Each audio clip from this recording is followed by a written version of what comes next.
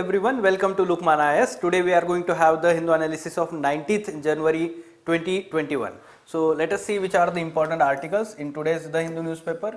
Yes, these are for mains purpose and these two are for prelims purpose. We are going to see these articles in detail and take input for our examination. So first article on page number 7, op-ed page, a very good article that is explaining how comorbidities and the severity of COVID-19 disease are interrelated with each other. Okay, and this is explaining the scientific mechanism, or we can say the biological mechanism, what is happening inside our body and how it is resulting into the severity of this COVID-19 in certain people with comorbidities. At the same time, it is also talking about how, let's say, COVID-19 disease is having some symptoms after recovering also, and how it is impacting various organs of human body. Okay, and that's why it is in the end talking that vaccine is the important solution to this disease. Prevention is a major, let's say, cure for this let's say disease, especially to those who are aged people and those who are having some comorbidities.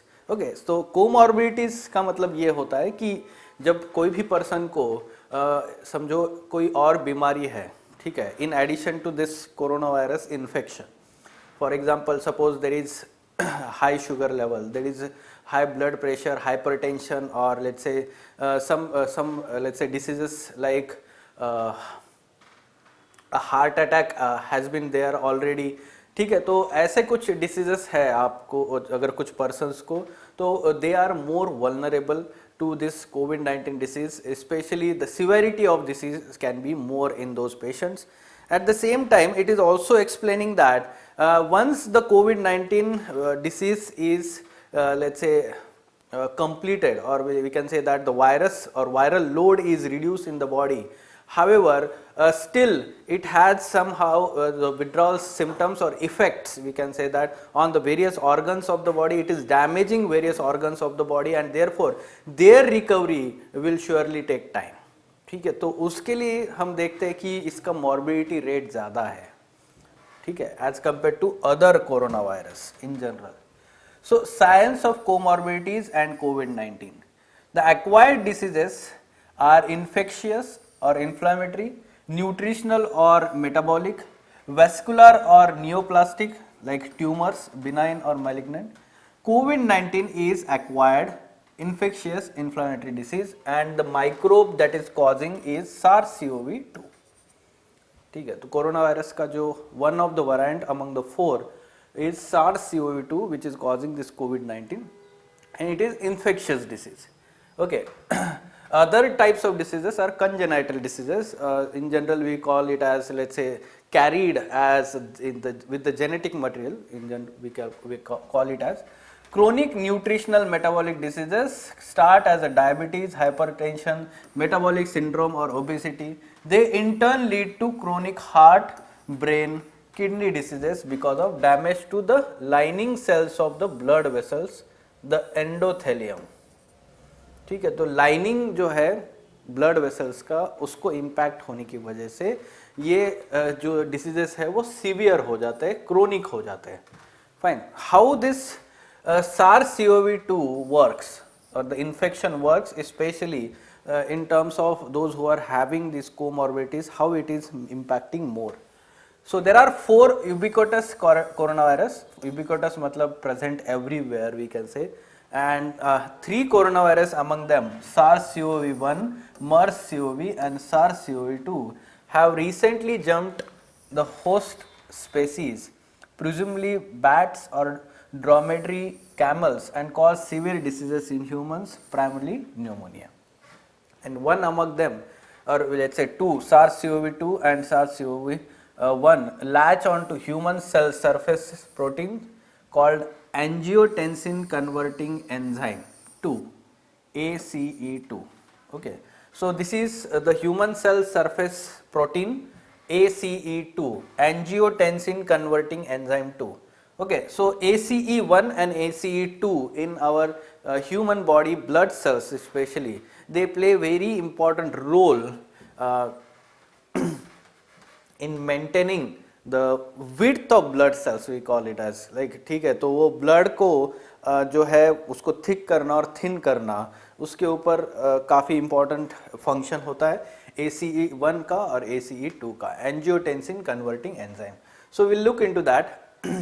mediated through viral surface called as spike protein, a key that opens the lock to gain entry into human body cells. Once inside, the virus hijacks cell functions for its own multiplication. So this is the general functioning of this, how the, let's say, kind of infection happens by this virus. ACE1 and ACE2 are widely distributed on the lining of endothelial cells of arterial, venous and capillary blood cells and on smooth muscles that surround them. तो blood cells के ऊपर endothelial का जो lining होता है उस पे ACE1 और ACE2 बहुत ज़्यादा अमाउंट में होता है.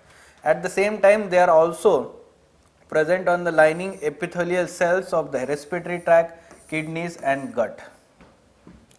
Blood cells carries oxygen and nutrition to all organs, and therefore anything that affects the blood cells or blood vessels affects the organs as well. This is the major, let's say, physiological aspect here. At the same time, physiologically ACE1, ACE2 play critical roles in regulating blood pressure and blood flows to the organs. How? They act on angiotensin 1 and convert it to active peptides. Now peptides is the small chain of amino acids. Amino acids are directly absorbed or stored as a food particles or energy blocks, we can say that. Okay, so peptides, they convert to peptides. ACE1 converts angiotensin 1 to angiotensin 2, a potent constrictor of blood vessels. तो ये blood vessels को constrict करता है, ACE1 का काम. और ACE2 का जो है उसका exactly opposite काम है. On the other hand, converts angiotensin 1 and angiotensin 2 to the peptides that dilates the blood vessels. ठीक है, तो dilation of blood vessel जो होता है उसकी वजह से smooth होता है blood flow. So this is the opposite mechanism to each other, and in this manner, through their balanced and contrasting effects on blood vessels, these peptides regulate regional blood flow in organs and tissues. In chronic diseases, there is widespread dysfunction of these activities. You have to understand this. Those who are having comorbidities, उनमें ये जो function है, that is already disturbed. Okay. By occupying ACE2, COVID-19 interferes with angiotensin conversion to vasodilatory peptides. The balance tilts in favor of vasoconstriction, resulting in decreased oxygen and nutrient supply to the organs. ये हो रहा है COVID-19 में, right? Because ACE2 is now captured and less available for dilation of the blood vessels, and therefore more and more constriction, blood vessels constriction is happening. Because of that, oxygen supply is less, and therefore many people, especially those who are already having some kind of respiratory problems, they are having severe COVID-19 disease. If the person's blood sugar level is high, very high, blood becomes viscous.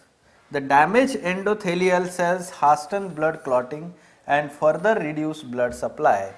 If someone has, say, diabetes, SARS-CoV-2 can further severely reduce the oxygen supply to the tissues.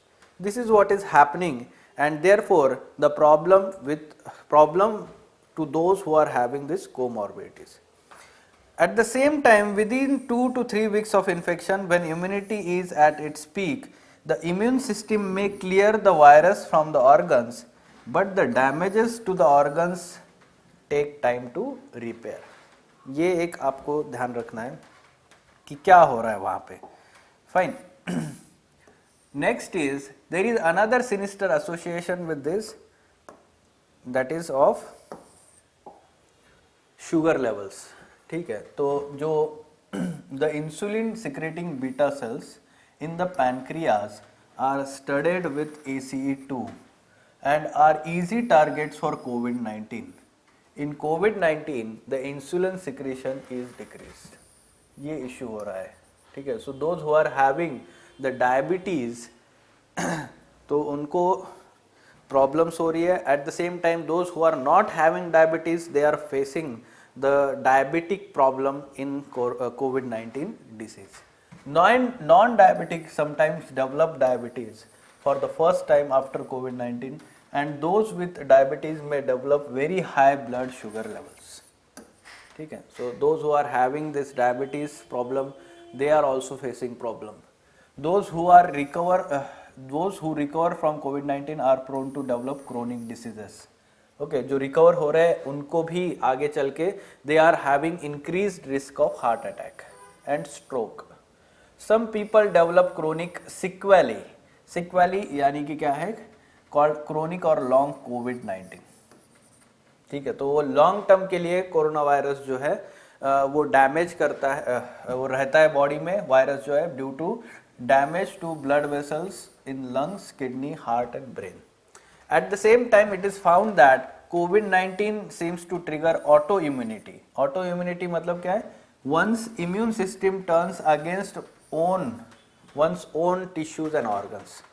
Now this may result into joint pain, muscle pain, severe fatigue, memory loss, mental depression.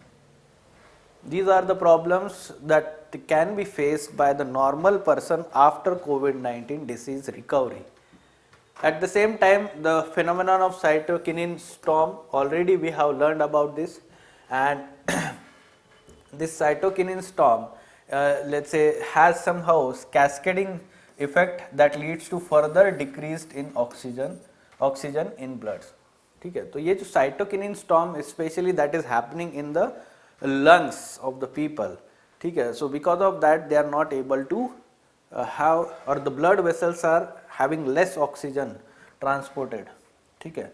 तो vaccine solution, if you want to prevention of this disease progression in those at high risk of death, either the coronavirus must be neutralized very early, even before or early onset of the symptoms, or you must be vaccinated. This illustrates the need for vaccine emergency use authorization for elderly and those with comorbidities. ठीक है. तो ये बहुत important है. For the elderly and those with comorbidities, prevention is better than cure. People with obesity, diabetes, hypertension should ensure that they are diligent in the practices of mask wearing, physical distancing, hand hygiene, and avoiding crowds. Until we know more details, vaccination, good control of comorbidity parameters, and good infection control practices together will save lives. Okay, so this is, in the end, we can say that after understanding the complete phenomenon of COVID-19 disease and how it impacts those who are having comorbidities. ठीक है. तो इस तरीके से question आ सकता है. Simply explain the reasons why persons with comorbidities are at the higher risk of severe COVID-19 disease. Fine. So you can take input from this article. Next. Yes, on page number 6, mining in India equals selling the family gold. So basically here the writer is discussing about need of sustainable development, economic development. Okay, so economic development should be sustainable, and it is focusing on the mineral wealth that should be used in a sustainable manner so that the future generation also is able to take benefits from this mineral wealth. Okay. So GS3 paper में हम sustainable development की बात करते हैं economic development में, right. So need of sustainable development, also environment part जो है उसमें भी आपको ये पता होना चाहिए. There can be essay topic on sustainable development. The principle that economy must be sustainable, we cannot compromise the ability of future generation to meet their needs. This is sustainable development. ठीक है. तो आप ये definition में डाल सकते हो. Is beyond question and climate change and high levels of consumption already threaten to rob future generation of planet that is livable.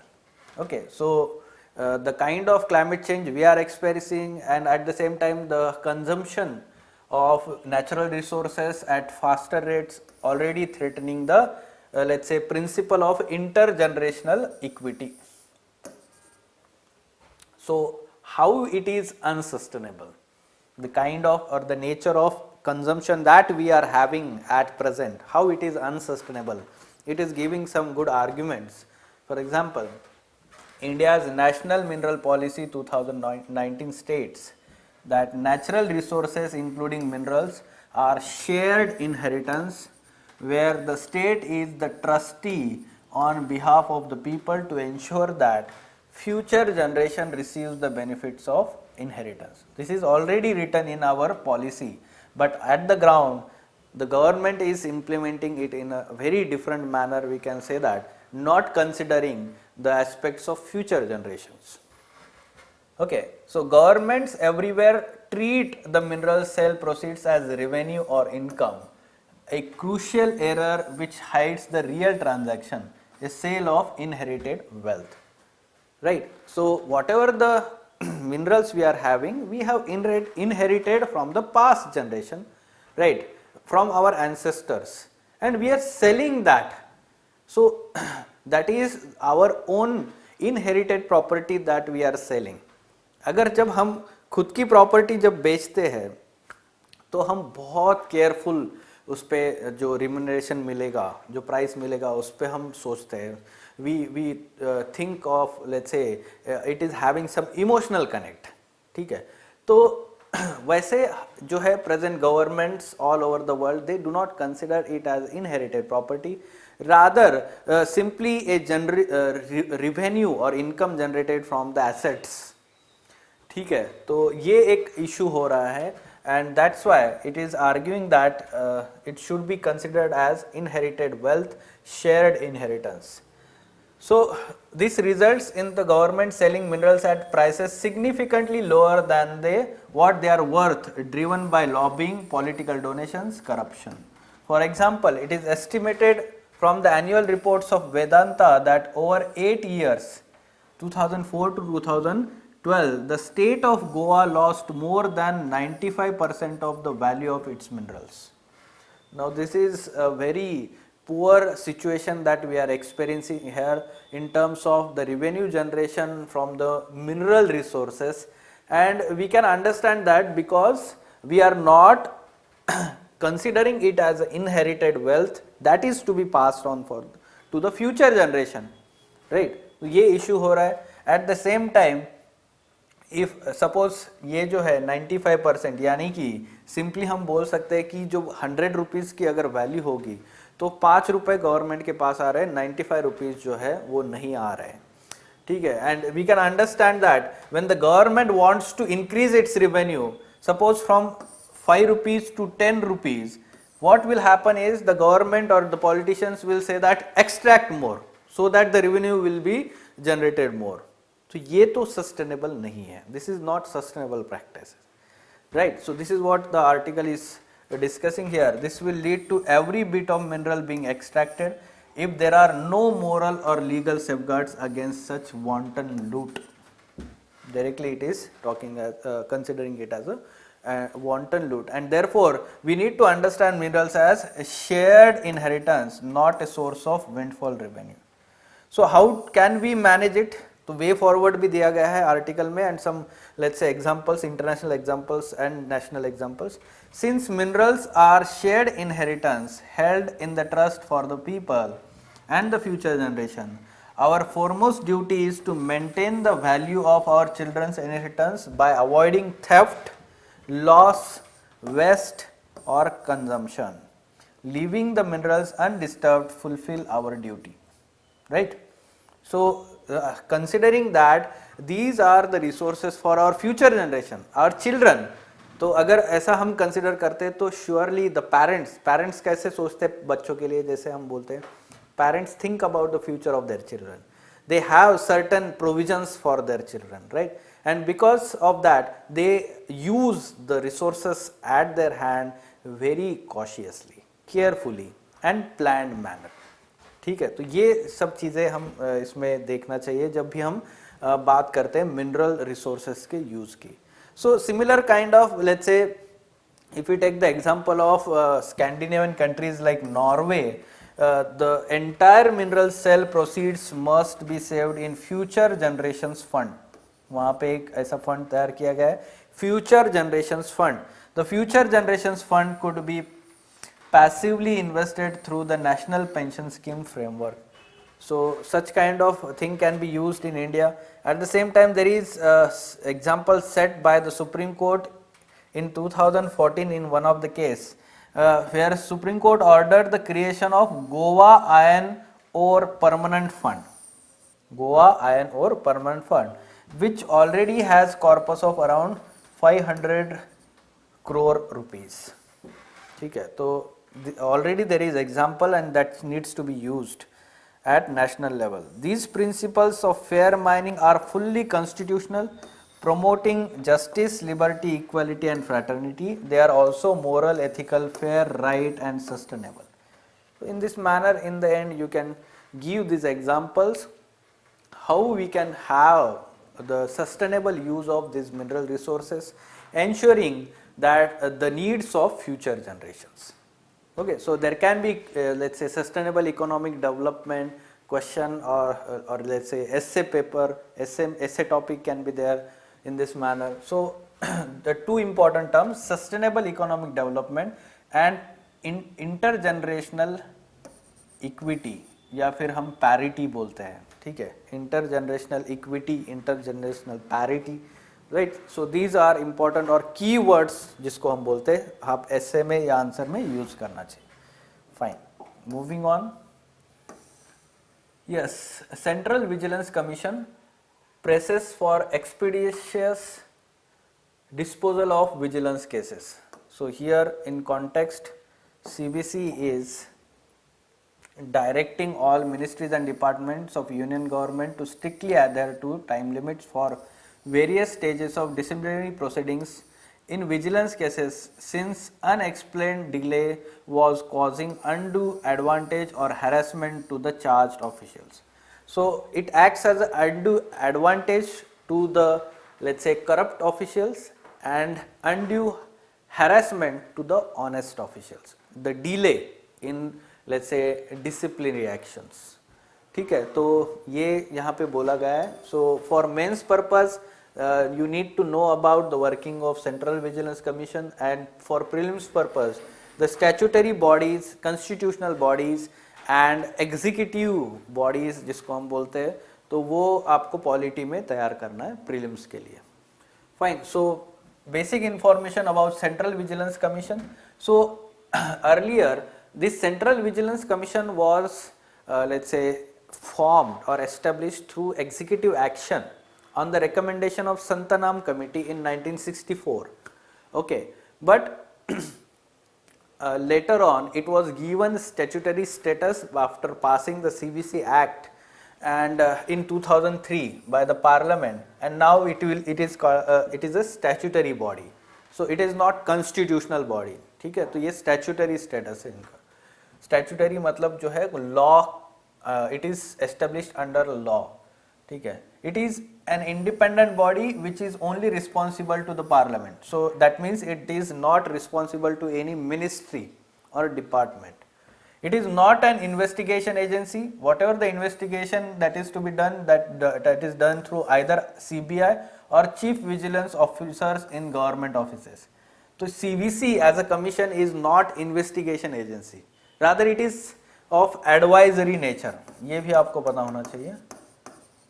Its function is of advisory nature to the government in terms of, let's say, advising the disciplinary actions. It is empowered to inquire into the offences alleged into have been committed under Prevention of Corruption Act 1988. So ये जो Prevention of Corruption Act के under जो भी offences होंगे उसका inquiry जो है CVC के through होता है. But now we can say that after Lokpal Act, ठीक है, तो Lokpal Act 2013, this CVC Act was amended 2003 जो एक्ट है वो अमेंड किया गया था, and after that the Lokpal can also refer some cases of corruption related cases for inquiry to सीबीसी। ठीक है, तो ये भी उसमें आपको पता होना चाहिए। In composition it is consisting of 3 members, one is Central Vigilance Commissioner along with 2 Vigilance Commissioners, so CVC plus 2 VCs, and their tenure is 4 years or 65 years, whichever is earlier. They are appointed by the President on the recommendation of committee consisting of Prime Minister, Union Home Minister and Leader of Opposition in Lok Sabha। 3 लोग होंगे, और अगर leader of opposition नहीं है then we can say that the leader of single largest opposition party in Lok Sabha। Removal: the Central Vigilance Commissioner or any other Vigilance Commissioner can be removed from the office only by the order of President on the ground of proved misbehavior, incapacity after Supreme Court on reference made to it by the President has on inquiry reported that CVC or Central Vigilance Commissioner or Vigilance Commissioner as the case may be ought to be removed। तो supreme court जो है वो advice करेगा, पहले president जो है वो supreme court को रेफर करेगा, देन इंक्वायरी होगी सुप्रीम कोर्ट की, और उसके बाद में हम बोलेंगे ये। So it is not the impeachment process, it is not the impeachment process. Generally impeachment process जो होता है वो कॉन्स्टिट्यूशनल हेड्स या कॉन्स्टिट्यूशनल बॉडीज को होता है।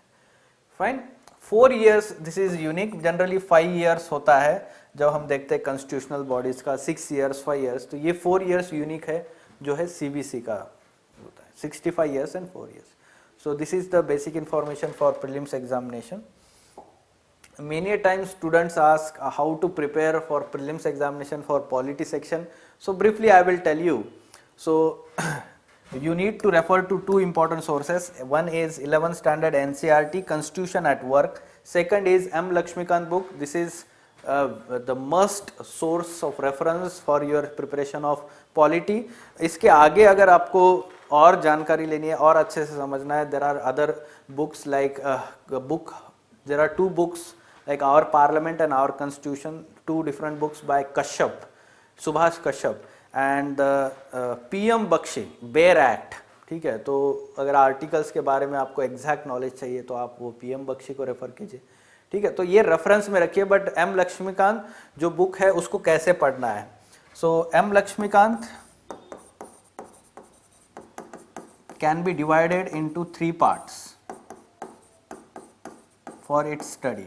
Okay, one part, the first part is very important in terms of conceptual understanding from which the UPSC is asking more and more questions। ठीक है, तो जैसे कि आपको पता होना चाहिए constitutional philosophy, Indian constitutional philosophy।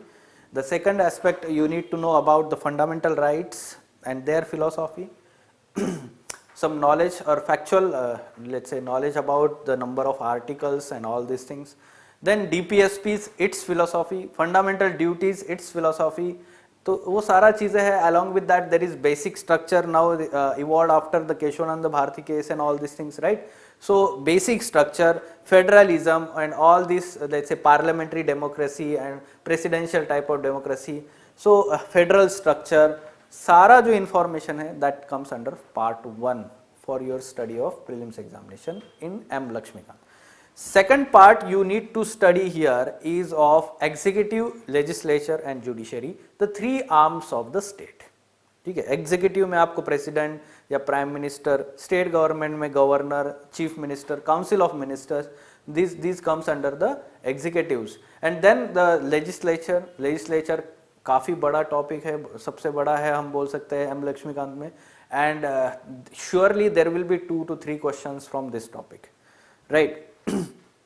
So ये जो है judiciary, high court and let's say Supreme Court and High Court and subordinate judiciary, it should be studied in an integrated manner, right? So this is the second part which is having both conceptual part as well as understanding part as well as factual part, and the third part which is largely of factual nature, that is 3 types of bodies, one constitutional bodies, statutory bodies second, and third executively created bodies।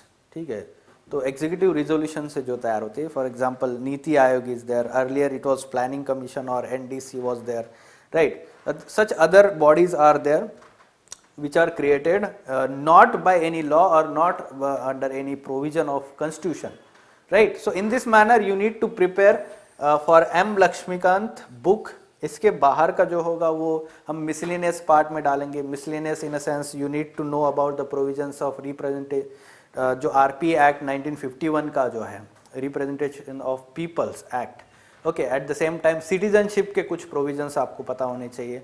So there can be question on that in prelims examination, so we can add this in the miscellaneous part. Okay, so in this manner उसको divide करके तैयारी करिए आपका जो M Laxmikant book है, और उसके बाद आप मैक्सिमम एमसीक्यूज सॉल्व करने की कोशिश करें उसके ऊपर. There is separate book of M Laxmikanth for Indian polity on let's say MCQs, तो वो भी आप बुक खरीदिए because that is directly having MCQs on the particular chapter also. तो जो चैप्टर यहाँ से पढ़ते हो वहाँ से एमसीक्यू सॉल्व कीजिए. Fine, okay. So moving on to next article. उससे पहले ये practice prelims question on the basis of सीबीसी information that we learn. So try to solve this question and comment in the comment box of this video your answer. Okay, so in this manner we can have interaction for that purpose. Next, new monsoon forecast models on the anvil. So the IMD is looking into the possibilities of having three models that can be used here. 3 models under consideration. 12 global circulation models, dynamic models whose outputs would be combined into single one. This is one model that is under consideration. A model that gauges rainfall based on the sea surface temperature in the tropics, developed by one professor in USA. And the third is statistical model based on climate variables observed during the pre-monsoon period. So these 3 models. At present there is traditional statistical model, one of the statistical model that is in place, but the dynamic models are let's say the chances of more and more accurate prediction because of dynamic model is being explored here now, and this is very important aspect. We can understand that, but what is dynamic model and what is traditional statistic model? तो उसमें क्या होता है? For example, in dynamic model the climate on any particular day is simulated on a supercomputers and meteorologists observe the changing daily output. So basically it is simulation on supercomputers based on the models. ठीक है, तो inputs डालेंगे हम जो है daily जो variables है, and on the basis of that the output, how it is changing output. तो इसको बोला जाता है dynamic model. And what is traditional statistic model? It equates the relationships of physical parameters such as for instance sea surface temperatures, snowfall and the temperature of landmass etc. with the actual observed rainfall in the past. Basically it is comparing with the past indices. ठीक है, तो इसको हम statistical model बोलते हैं. And dynamic model, it considers various let's say variables which are having input in the supercomputer and then they are simulated for the exact or accurate output. ठीक है, तो at present this statistical model is in place, and IMD, Indian Meteorological Department, it is let's say considering these 3 models. Why? Because in 2020 it was let's say the IMD's prediction was somehow proved wrong. The monsoon that concluded in 2020 was unique in that with monsoon 2019 it was only the 3rd time in a century that India saw back-to-back years of the above normal rainfall. So that means in 2019 and 2020 it happens only for 3 times in a century, above normal rainfall back-to-back years, right? So this is what IMD already indicated that it will be let's say it only indicated that monsoon would be above normal, but somehow there was excess rainfall. ठीक है, above normal ही नहीं था तो excess rainfall भी था इस साल 2020 में. So that's why it is considering the dynamic models also. ठीक है, तो ये आपको पता होना चाहिए GS1 पेपर में geography part, and then those who are having geography optional paper, उनके लिए भी बहुत इंपॉर्टेंट है. Fine, okay. Yes, so these were important articles from today's The Hindu newspaper. You may be following these lectures, video lectures that we are providing on the daily basis, continuous basis, without any interruption for last 6 months. And this continuity is the thing that makes you to follow these videos, and therefore if you want to have these videos in your notifications daily, you can subscribe to our channel and listen to these videos on the continuous basis. Let me assure you that our approach here is on the trend analysis of UPSC prelims examination. We try to give whatever the inputs in this video analysis, or we can say the Hindu newspaper analysis, that is completely linked to your examination. Okay, so for further information on editorial discussion classes or ED classes, wherein in-depth analysis of mains related issues is done by Ansari Sir and team, you can contact LUKMAAN IAS. Thank you.